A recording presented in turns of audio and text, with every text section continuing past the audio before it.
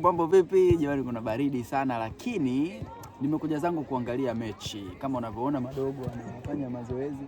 Ulaya bwana, watu wamewekeza sana kwenye mambo ya michezo. Nimesema nije kuangalia mechi kwa sababu ni weekend, lakini kuna jambo ambalo linaendelea la Iran. Nikasema lazima nitie neno. Siwezi kuacha hivi hivi likaenda. Mambo yanayoendelea huko mara baada ya kuuawa kwa kiongozi wa juu kabisa wa Iran, Ayatollah Ali Khamenei. Kwa kweli ni jambo ambalo nimeliona na mambo mengi yamezungumzwa, vyombo mbalimbali vya habari vimechambua. Mimi binafsi nataka kuangalia kimtazamo wa Kiafrika, Afrocentric view. Kama mimi mwana Majumui Mambo Leo naangalia Kiafrika hii imekaaje. Unajua Ayatollah Ali Khamenei tangu alivyoingia madarakani ama kutawazwa kuwa kiongozi mkuu wa Irani kuanzia mwaka 1989, yani ilikuwa ni vita kubwa kweli kweli. Watu hawajui tu wala hawafuatilii, lakini tangu viongozi wa Marekani waliokuwepo kipindi kile walikuwa wakipambana naye kweli kweli, na hakuna kiongozi ambaye amewahi kumwangusha. Utakumbuka George Bush alifanya hivyo. Tena yule ndo alijaribu kusema kwamba Iran ndo kama muhimili mkuu wa vurugu na machafuko na uovu wote unaoendelea Mashariki ya Kati. Lakini pia utakumbuka Bill Clinton, tena yule alisema hawa ni maadui wetu wakubwa sana. Nakumbuka baada ya uvamizi ule uliotokea tarehe 9 mwezi wa 11. Vile vile Barack Obama ndo kiongozi pekee ambaye alijaribu kutumia mbinu za kidiplomasia tunasema kwenye mazungumzo, na nakumbuka walisaini mkataba ule wa nyuklia wa mwaka 2015.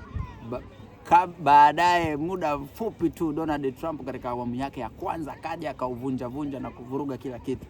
Lakini Biden alijaribu kufanya hivyo na bado alishindwa kuimarisha vizuri. Sasa Trump katika awamu yake ya pili hii ndio sasa amefanikiwa kuangusha mbuyu huu tunasema. Ni mambo mengi yanaendelea, lakini vita ilikuwa ni kubwa na ilikuwa nyepesi sana na tayari washatangaza. Lakini ujue ni kiongozi ambaye alikuwa amesimika misingi imara ya kuitetea Iran. Sasa tangu wakati huo Tehran yenyewe imekuwa ikipinga sera za mataifa ya magharibi nchini Iran, lakini pia haitambui uhalali wa Israel, hasa linapokuja swala hili la mambo ya nyuklia au uvamizi na vitu kama hivi. Kwa hivyo mambo ni mengi kweli yanazungumzwa hapa, lakini najaribu kuonyesha Kiafrika. Sasa hii vita ina athari gani, au mgogoro huu una athari gani kwa dunia na kwa Afrika kwa ujumla?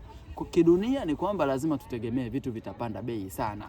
Angalia hata mashambulizi ambayo jana Iran amekuwa akifanya kuanzia saa 2 mpaka alfajiri ya leo kwenye miji mbalimbali, Tel Aviv, Doha, kote huko mpaka Qatar kakafanya mabalaa. Usafiri umekuwa shida, mpaka Dubai hakuna kusafiri kwa sababu hali sio shwari.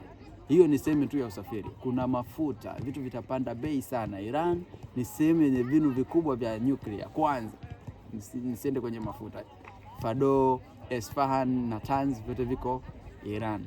Lakini pia Iran ni taifa ambalo linatumika kwa namna mbili. Namna ya kwanza ni yale mafuta walionayo. Sehemu ya pili ni usafirishaji wa yale mafuta kupitia Iran.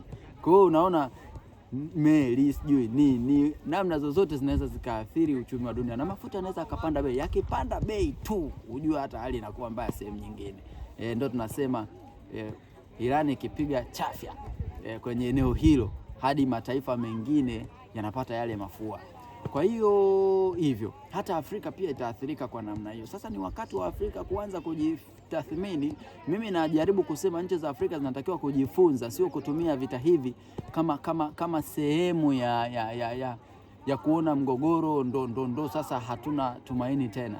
Badala yake kutumia kujifunza kuchakata mafuta yake yenyewe, sio kusafirisha tena. Lazima wajifunze kuchakata mafuta yenyewe, kwa sababu hali hii ikiendelea kuwa mbaya Iran na duniani, maana yake ni kwamba chakula kinapanda bei, usafirishaji unapanda bei, mafuta yatapanda bei, Yani hata mtumiaji wa kawaida wa daladala lazima anaathirika kwa namna moja ama nyingine.